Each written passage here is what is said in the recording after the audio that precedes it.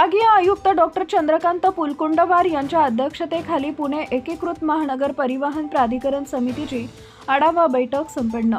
वाहतूक कोंडी होणाऱ्या ठिकाणांचा प्राधान्यक्रम ठरवून वाहतूक नियमनासाठी प्रकल्प राबवावेत। विभागीय आयुक्त पुणे शहरातील वाहतूक योजनांचं नियोजन, सुसूत्रीकरण आणि अंमलबजावणी करण्यासाठी पुणे एकीकृत महानगर परिवहन प्राधिकरण समितीची आढावा बैठक विभागीय आयुक्त डॉक्टर चंद्रकांत पुलकुंडवार यांच्या अध्यक्षतेखाली विभागीय आयुक्त कार्यालयात आयोजित करण्यात आली। जास्त प्रमाणात वाहतूक कोंडी होणाऱ्या ठिकाणांचा प्राधान्यक्रम ठरवून वाहतूक नियमनासाठी प्रकल्प राबवावेत अशा सूचना त्यांनी यावेळी दिल्या।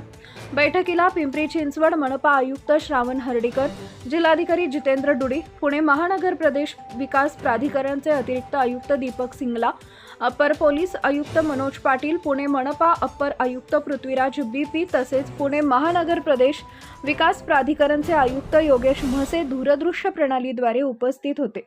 पुणे व पिंपरी चिंचवड शहरातील वाहतूक नियमन योग्यरित्या होण्यासाठी अधिक प्रमाणात वाहतूक कोंडी होणाऱ्या भागांचा अभ्यास करावा।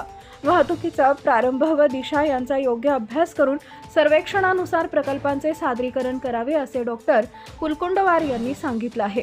यावेळी विश्रांतवाडी, मुंडवा चौक, मार्केट यार्ड ते 7 लव्स चौक, गोळीबार मैदान, घोरपडी ब्रिज, मगरपट्टा परिसरातील सार्वजनिक वाहतूक कॉरिडॉर, डबल डेकर टनेल, पीएमपीएमएलच्या नवीन बसेससाठी पार्किंगसाठी जागा उपलब्ध करण्याचे नियोजन आदींबाबत चर्चा करण्यात आली। Subscribe now and press the bell icon. Never miss an update.